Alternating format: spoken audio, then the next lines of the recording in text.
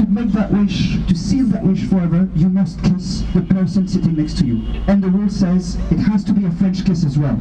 So you still have time to switch places if needed. La règle est très simple. La légende du jeu de pont en dit que si c'est la première fois que vous passez sous ce pont, vous avez le droit de faire un vœu. De manière à sceller ce vœu pour l'éternité, vous devez fermer les yeux, faire ce vœu et embrasser votre partenaire assis à côté de vous. C'est pas trop tard pour changer de place. Êtes-vous prêt à faire un vœu? Are you ready to make a wish?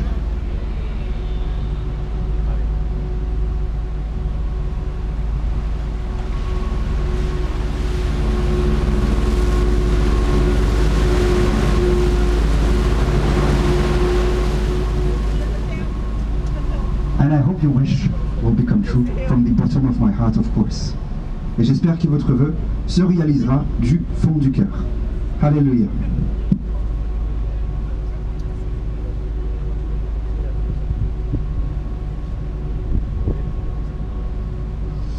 And please do not ask me why is there a palm tree in Paris. I have no idea.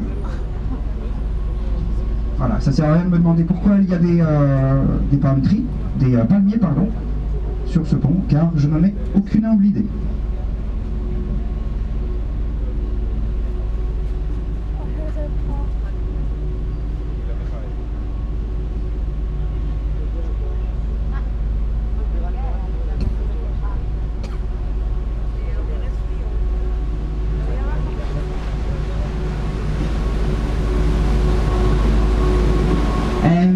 Last note about the St. Louis Islands. I used to live in New Zealand for actually 10 years of my life, and down there I used to eat ice cream every single day. So right now I'm about to share with you the best ice cream shop in Paris. It is on the left in the center of the St. Louis Island, called Bertillon. I-double-L-O-N, Bertillon. It's definitely cheaper than the square meter and absolutely worth the detour. Bertillon. Voilà, si vous aimez les glaces comme je les aime, eh bien, allez visiter Bertillon, c'est un glacier qui se trouve en plein cœur de Saint-Louis. C'est moins cher que le mètre carré sur l'île et ça en vaut vraiment la peine. On va poursuivre notre visite avec, bien sûr, l'hôtel de ville de Paris sur notre droite. Let's carry on the tour with, of course, the Paris Town Hall that we'll find on the right-hand side. The largest town hall of Europe, but also one of the most ancient. C'est la mairie la plus grande d'Europe, mais c'est aussi l'une des plus anciennes. Voilà, sur votre droite, et d'ailleurs juste après le pont, si vous regardez également à droite, vous allez pouvoir avoir une vue magnifique de la façade. So yeah, once again on your right, and actually after the bridge, if you look on its facade on the right, you'll see what I'm talking about.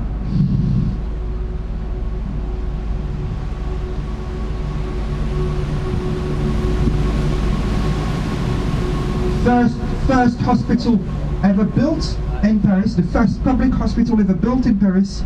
It will be on the left, and it is called the Hôtel Dieu Hospital. Built in the 7th century and still very much very functioning as of today, despite a few broken glasses that I can notice on its facade. Voilà, je viens de le dire, je pense, mais bon, je recommence au cas où. Le premier hôpital public qui fut construit à Paris depuis le 7e siècle, c'est l'Hôtel Dieu, et toujours fonctionnel aujourd'hui.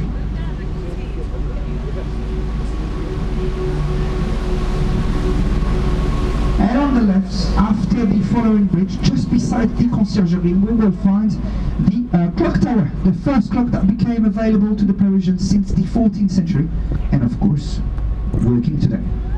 La tour de l'horloge à gauche, juste après le pont, à côté de la conciergerie. Première horloge qui fut disponible aux Parisiens depuis le 14e siècle, et bien sûr, toujours fonctionnelle à l'heure d'aujourd'hui. Et enfin, sur la gauche, on va pouvoir retrouver la fameuse conciergerie. La conciergerie qui fut tout un temps pendant quelqu'un. Très rapidement, au XIVe siècle, ça va devenir une prison. Et c'est dans cette prison où la reine Marie-Antoinette y passera malheureusement les 2 derniers mois de sa vie avant de se faire trancher la tête à la Concorde pendant la Révolution française. The conciergerie on the left-hand side, which used to be a royal palace, but quickly on the 14th century it became, a jail where the Queen Marie-Antoinette unfortunately has spent the 2 last months of her life before being executed in La Concorde during the French Revolution. Today it is a museum. By the way, you've got 20% off with your ticket of Le Vedette du Pont Neuf, and you can find the perfect reconstitution of herself. Alright, because I started my tour a little bit late, I haven't spoken about the first bridge that we passed under. this one, right here, right now, the New Bridge. Despite of its name, it is definitely not new. One of the first bridges ever built in Paris. Lots of history on that bridge. Built under the King Henry III and achieved by his father, Henry IV, by its son, sorry, Henry IV, that you'll see on the left-hand side with his horse. Just after the bridge, you'll see it better. Voilà, j'en ai pas parlé, j'étais occupé au début de la croisière, mais ce pont, eh bien, c'est le pont neuf. Contrairement à ce que son nom indique, il n'est pas du tout neuf, il est très très vieux, un des premiers à Paris. Et il fut construit sous Henri III, puis achevé sous Henri IV, qu'on va pouvoir voir à gauche avec sa statue sur son cheval. Toutes ces faces grotesques que l'on peut voir sculptées tout en dessous du pont, en réalité on les appelle des mascarons. Il y a une drôle d'histoire derrière elle, et j'en parlerai pour le dernier commentaire de la croisière. There's quite a funny story about those faces, those funny faces, that we actually called mascarons. Henry IV, the naughty Henry IV, did sculpt them himself, and I'll tell you the funny story that's behind those faces. But for now, we will focus onto the largest monument of Paris, on the top 3 of the most visited museum in the world. Welcome, bienvenido to the Louvre Museum on the right hand side. Et on va rester concentré maintenant bien sur le monument le plus large de Paris. Dans les top 3 dans les musées les plus visités au monde, c'est débattable entre l'Ermitage, le musée de Londres, le musée de Rome au Vatican, pardon. Bon, bref, pour moi, c'est le musée le plus visité au monde. Bienvenue au Louvre sur votre droite. What's the Louvre? Well, we know it's a museum, right? Fine. But the Louvre is more than 35,000 pieces of art displayed onto 16 kilometers of gallery. It is absolutely massive, and all you'll see on the right-hand side won't be even the half of it. Pretend you want to spend at least 3 seconds in front of each artwork. Put it this way, well, if you do the math, you are going to need 3 full days, day and night, non-stop, in order to check everything. Le Louvre, c'est 35 000 œuvres d'art exposées sur 16 km de galerie. C'est vraiment immense, c'est gigantesque. Tout ce qu'on voit à droite, eh bien, c'est à peine la moitié.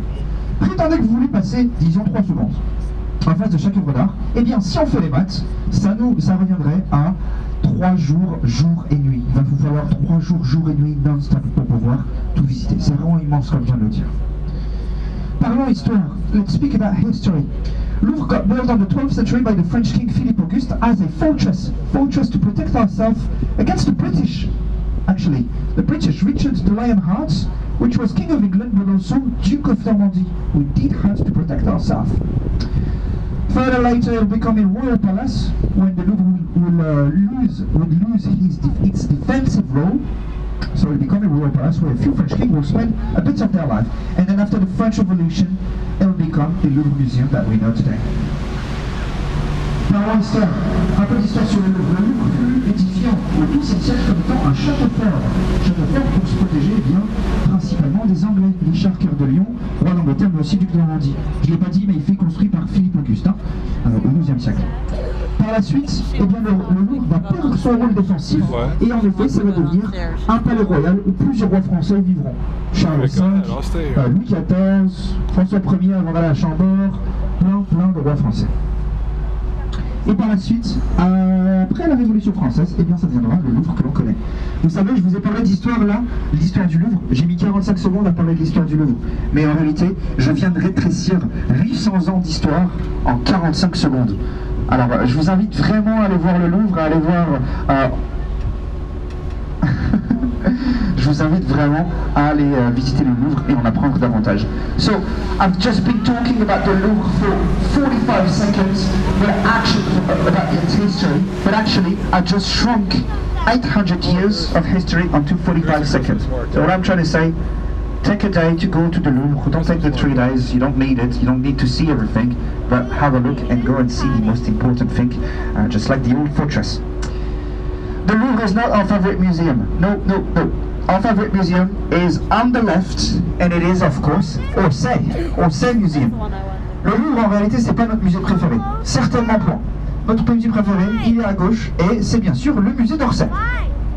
Or, ça fut construit en 1900 pour l'exposition universelle comme étant une gare de train. Cette gare de train, en effet, fut commanditée par la société ferroviaire qui s'appelait Paris-Orléans. C'était le nom de la société ferroviaire. Simplement parce que cette gare de train ne reliait seulement Paris et Orléans dès son ouverture.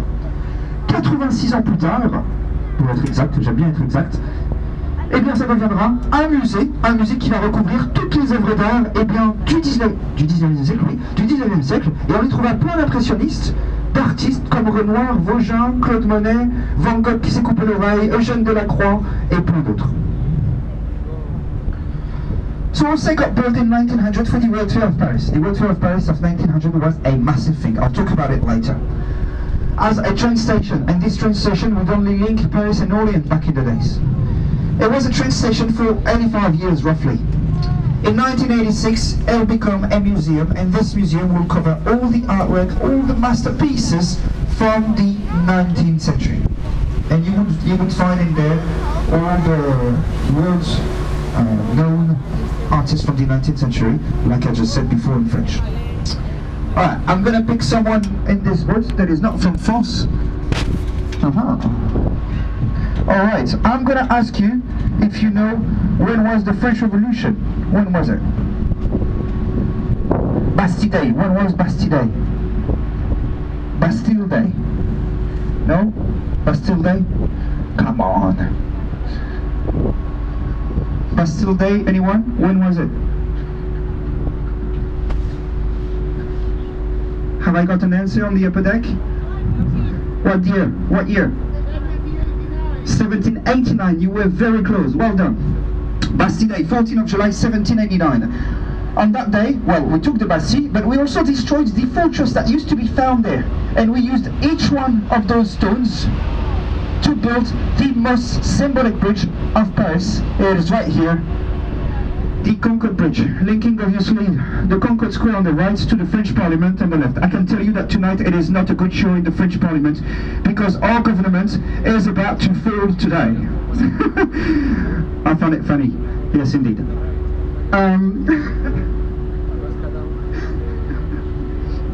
Quand on a pris la Bastille le 14 juillet 1789, eh bien en réalité on a aussi détruit la prison qui s'y trouvait.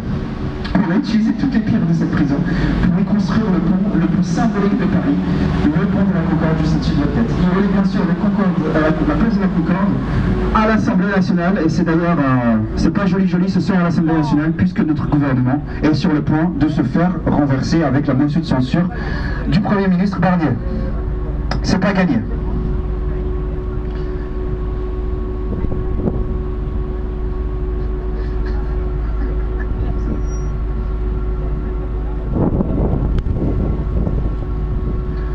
What a great view we have ahead of us right now. Look at it, with the Eiffel Tower half covered and the most beautiful bridge right ahead of us. And we'll talk about it actually. Let's go.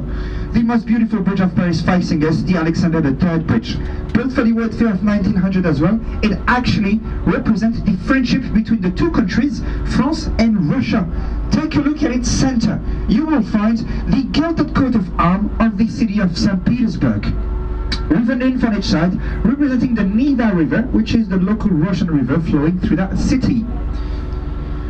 Alors on a une superbe vue là avec la Dame de Fer en arrière-plan et en premier plan le plus beau pont de Paris. Eh bien c'est le pont Alexandre III qui fut construit pour l'Expo universelle de 1900 également. En réalité il représente l'amitié franco-russe. Regardez bien en son centre, on va pouvoir trouver le blason doré de la ville de Saint-Pétersbourg avec ses deux nymphes représentant le Neva qui est la rivière locale russe passant à travers cette ville.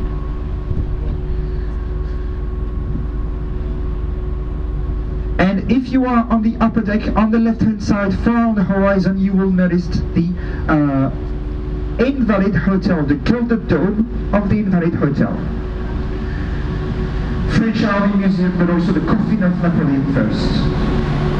Si vous êtes sur le pont supérieur, regardez à l'horizon sur la gauche, vous allez pouvoir apercevoir l'hôtel des Invalides, qui est l'hôtel le musée des armées françaises, mais aussi le tombeau de Monsieur Napoléon.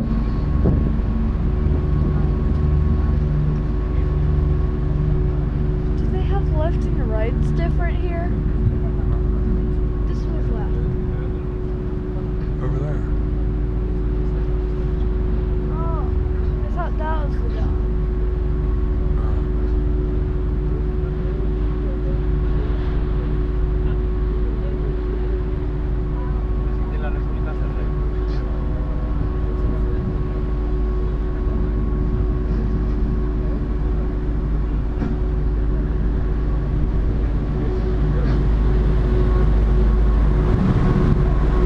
left we will find right now, sticking out the trees, the American Church of Paris, the first American church which got built outside US territory, here in Paris, in 1941. Each Sunday, of course, you'll find an English church service, and of course sometimes as well, Afro-American gospel concerts, which by the way, there is one on this Saturday. If you want to go, you must make bookings. À gauche derrière les arbres, eh bien, c'est l'église américaine de Paris, la première église américaine qui fut construite en dehors des territoires américains, ici même à Paris en 1941. Tous les dimanches, eh bien, on va trouver une messe en anglais, bien évidemment, et de temps à autre, des concerts de gospel.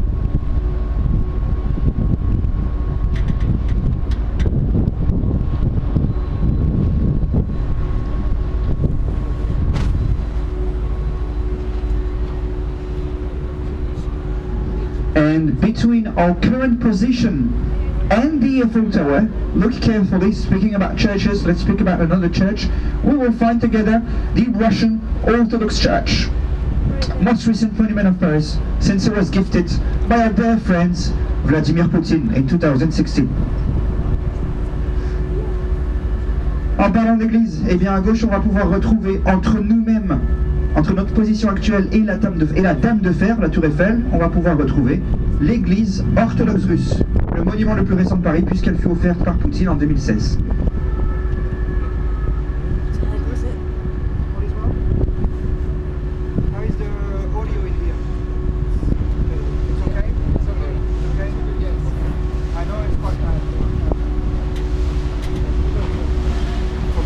Good.